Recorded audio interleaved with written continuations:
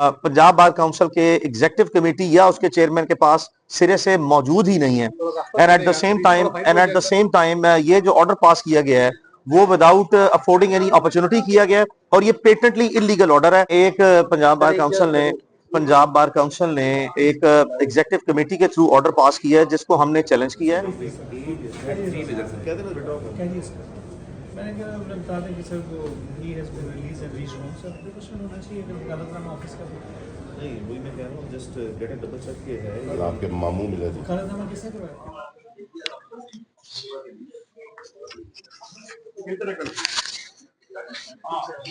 बात कर ले रे सारा उन्होंने एडमिट कर दिया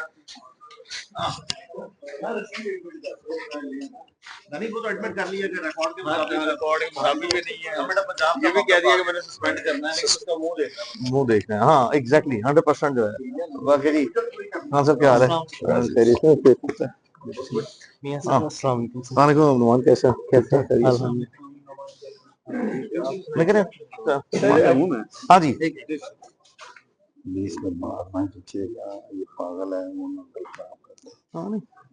सर आपके केस के हवाले से जरा अपडेट कर दें क्या समाप्त है। देखें एक पंजाब बार काउंसिल ने एक एग्जीक्यूटिव कमेटी के थ्रू ऑर्डर पास किया है जिसको हमने चैलेंज। ये ऑर्डर जो है कॉम्प्रिहेंसिवली पेटेंटली इलीगल है, विदाउट जुरिस्डिक्शन है,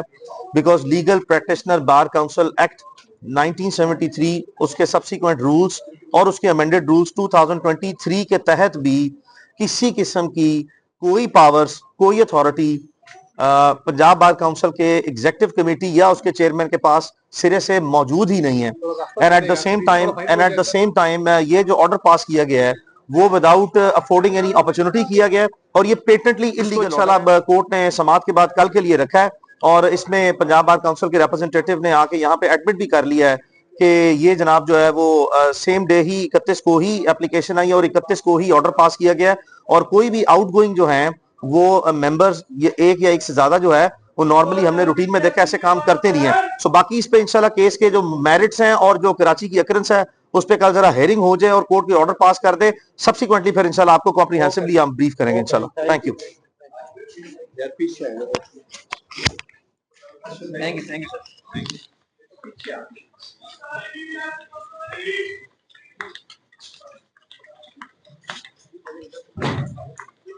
मान भाई बात की तरह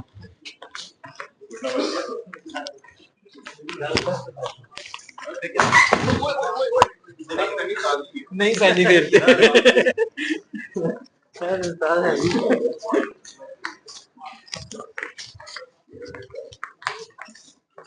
हमारा जानते हैं कि हमने ये 31 को हमें 1 जनवरी को पता लगा कि 31 का कोई ऑर्डर है।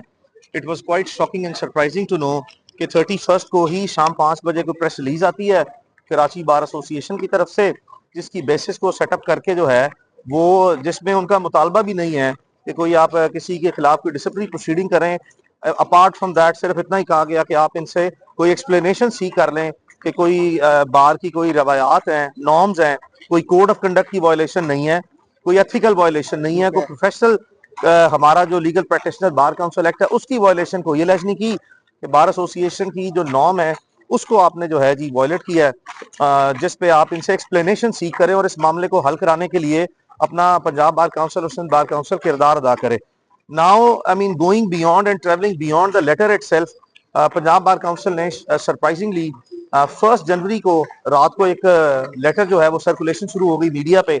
कि ये कोई लेटर है जिसपे एक मेंबर के साइन है चेयरमैन के और उसकी बेसिस पे एग्जीक्यूटिव कमेटी ने जी लाइसेंस सस्पेंड कर दिया। नाउ एग्जीक्यूटिव कमेटी के पास कानूनी तौर पर legal practitioner bar council act में सिरे से कोई इख्तियार मौजूद ही नहीं है, ये लॉ ऑफ द लैंड है, ये इट्स वेरी क्लियर। 2001 ऑनवर्ड जो हैं वो बेशुमार जजमेंट्स हैं हाई कोर्ट और सुप्रीम कोर्ट की जिसने क्लैरिफाई किया हुआ है और ये प्रिंसिपल सेटल किया है कि एग्जीक्यूटिव कमेटी ऐसी कोई पावर्स नहीं रखती और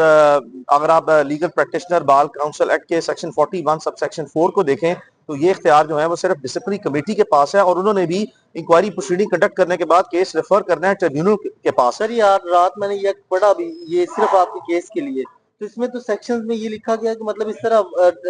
एक ही बंदे की दरख्वास्त पर फौरी से ही एक्शन और फौरी ही लाइसेंस मुअत्तल करना। Well, I think जो हमारी को मलूजे का तो नहीं रखा गया, ये जो हमारे इस तरह के जो रेगुलेटरी बॉडीज हैं ये हमारे लिए इंतहाई मोहतरम हैं। हम इनके डिसिप्लिन के तहत ही जो है वो इनके नज़्म ज़ब्त में इनके सबॉर्डिनेट होकर चलते हैं। However at the same time one of the most important thing is हमारे जो इस तरह की रेगुलेटरी बॉडी हैं उनकी इंस्टीट्यूशनल इंटेग्रिटी और क्रेडिबिलिटी जो है वो हमारे लिए सबसे ज्यादा जो है वो रिस्पेक्टेबल है, जिसको हमने जेलसली गार्ड करना है। और जब भी इस तरह की कोई कॉन्ट्रोवर्शियल किस्म के और विदाउट लॉफुल अथॉरिटी जो है आप एक्ट करते हैं तो हमारी जो मोअज़्ज़िज़ जो है वो ये बॉडीज हैं, ऑनरेबल जो हमारे इंस्टीट्यूशंस हैं, पंजाब बार काउंसिल, ये पाकिस्तान बार काउंसिल, इनकी इंस्टीट्यूशनल इंटेग्रिटी और क्रेडिबिलिटी जो है that becomes under question now. जिस तरह आपने पॉइंट आउट किया,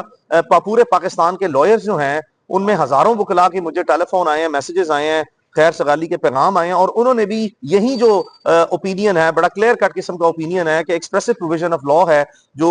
किसी भी आउटगोइंग, खासकर मतलब ऑब्वियसली जो एग्जीक्यूटिव कमेटी है या कोई मेंबर है, one particular member of the executive committee, उसके पास ना ही तो ये कोई लॉफुल अथॉरिटी थी और अदरवाइज भी जो है ये कोई ग्रेसफुल कॉन्डक्ट नहीं है कि जब मैंने अपनी एप्लीकेशन जो है वो 29 तारीख को डिसिप्लिनरी इंक्वायरी के लिए जो वकला थे उनके खिलाफ सिंध बार काउंसिल में दी, तो कम से कम सिंध बार काउंसिल ने ये ग्रेस शो की अपने जो है वो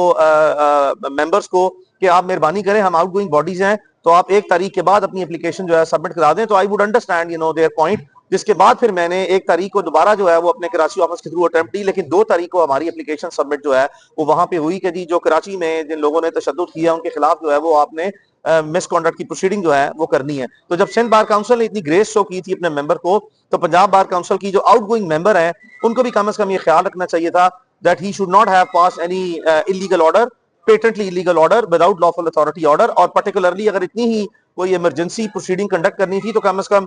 हमें नोटिस करके टेलीफोन कॉल पे ही नोटिस करते, चाहे घंटे 2 घंटे में 4 घंटे में ही बुला लेते, but I should have been heard before passing such order. Thank you. पूरे पाकिस्तान के लॉयर्स जो हैं उनमें हजारों वकला के मुझे टेलीफोन आए हैं, मैसेजेस आए हैं, खैर सगाली के पैगाम आए हैं, और उन्होंने भी यही जो ओपिनियन है, बड़ा क्लियर कट किस्म का ओपिनियन है कि एक्सप्रेसिव प्रोविजन ऑफ लॉ है जो किसी भी आउटगोइंग, खासकर मतलब ऑब्वियसली जो एग्जीक्यूटिव कमेटी है या कोई मेंबर है, one particular member of the executive committee, उसके पास ना ही तो ये कोई लॉफुल अथॉरिटी थी और अदरवाइज भी जो है ये कोई ग्रेसफुल कॉन्डक्ट नहीं है कि जब मैंने अपनी एप्लीकेशन जो है वो 29 तारीख को डिसिप्लिनरी इंक्वायरी के लिए जो वकला थे उनके खिलाफ सिंध बार काउंसिल में दी, तो कम से कम सिंध बार काउंसिल ने ये ग्रेस शो की अपने जो है वो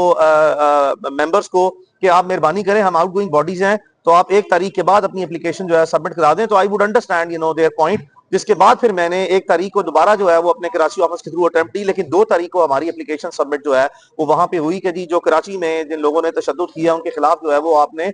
मिसकॉन्डक्ट की प्रोसीडिंग जो है वो करनी है। तो जब सिंध बार काउंसिल ने इतनी ग्रेस शो की थी अपने मेंबर को, तो पंजाब बार काउंसिल की जो आउटगोइंग मेंबर हैं उनको भी कम से कम ये ख्याल रखना चाहिए था that he should not have pass any illegal order, patently illegal order without lawful authority order. और पर्टिकुलरली अगर इतनी ही कोई इमरजेंसी प्रोसीडिंग कंडक्ट करनी थी तो कम से कम हमें नोटिस करके टेलीफोन कॉल पे ही नोटिस करते, चाहे घंटे 2 घंटे में 4 घंटे में ही बुला लेते, but I should have been heard before passing such order. Thank you. आज के लिए काफी है, बस इनफ, आज के लिए काफी है। कल कल कल